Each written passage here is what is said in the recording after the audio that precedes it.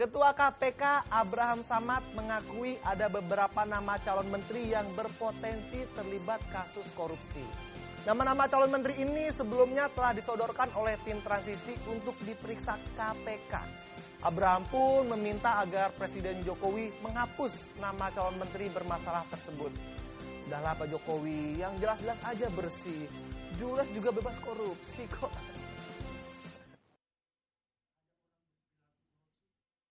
Ketua KPK Abraham Samad telah mewarning sejumlah nama yang masuk dalam jajaran kabinet menteri pemerintahan baru yang telah disusun oleh Presiden dan Wakil Presiden Jokowi Yusuf Kala. Abraham mengakui ada beberapa nama calon menteri yang berpotensi terlibat kasus korupsi yang beberapa waktu lalu disodorkan tim transisi Jokowi JK kepada KPK. Namun Abraham tidak mengetahui jumlah nama tersebut yang masuk daftar hitam KPK. Abraham pun meminta Presiden Jokowi untuk menghapus nama calon menteri yang bermasalah tersebut.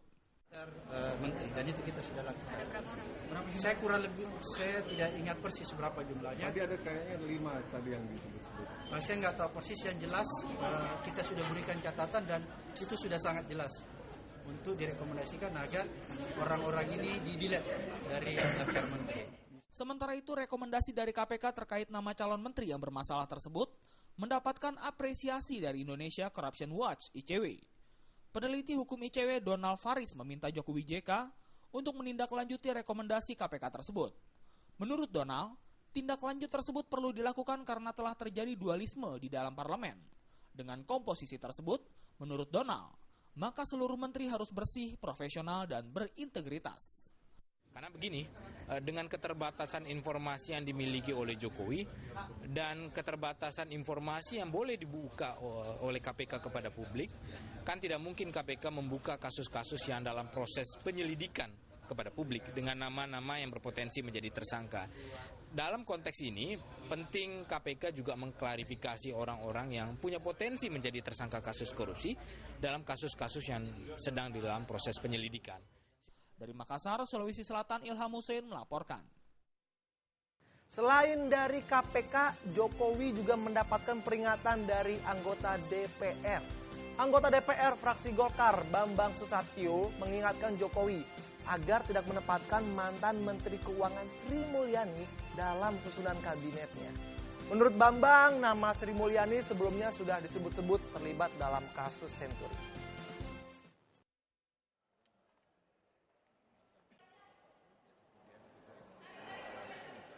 Sekretaris fraksi Partai Golkar Bambang Susatyo mengingatkan agar Presiden Joko Widodo tidak menempatkan Sri Mulyani sebagai menteri di kabinet Trisaktinya nanti.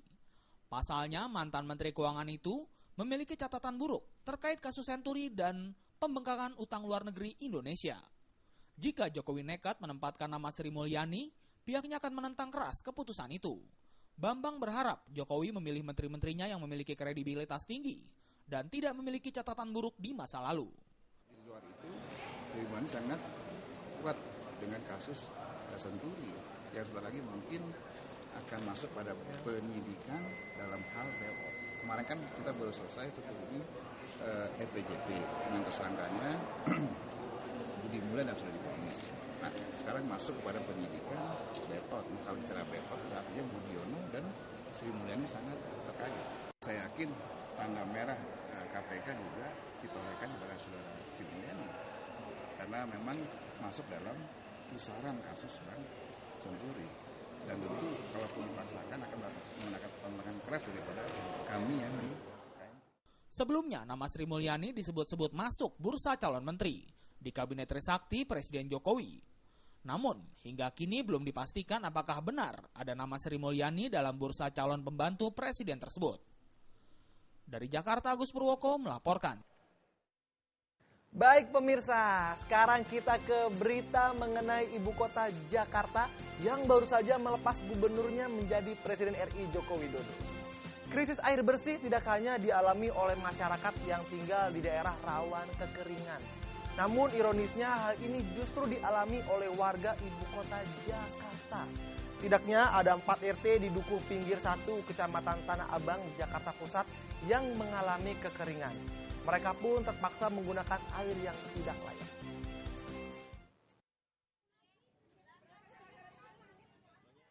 Beginilah kegiatan rutin setiap pagi yang dilakukan oleh ratusan warga Jalan Dukuh pinggir RT 1, 2, 4, dan 5, Kecamatan Tanah Abang, Jakarta Pusat.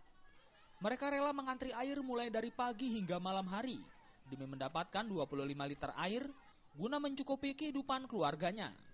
Ironisnya lagi, mereka bukan mengantri air bersih yang layak minum, namun air yang hanya bisa dipakai untuk mandi dan mencuci. Pasalnya air tersebut beraroma tidak sedap dan berwarna kekuning-kuningan.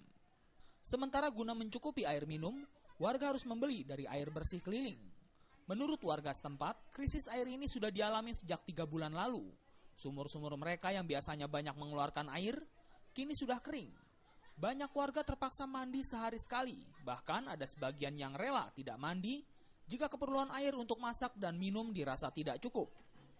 Warga pun berharap agar pemerintah setempat segera bertindak cepat dengan mengirimkan bantuan air bersih dan mempermudah pembuatan air pump, karena selama ini dirasa masih belum memadai.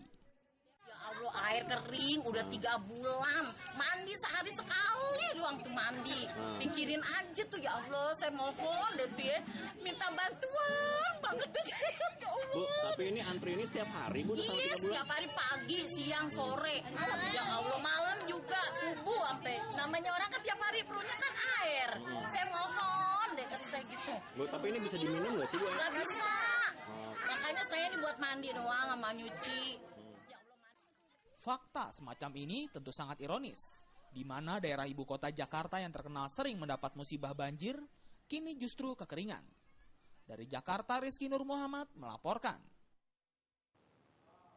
Apakah Anda merupakan salah satu dari fans Apple? Sesaat lagi kita akan berikan berita dari Apple yang meluncurkan Apple Pay. Anda penasaran? Tetap di Berita dan Bincang Terkini Pagi.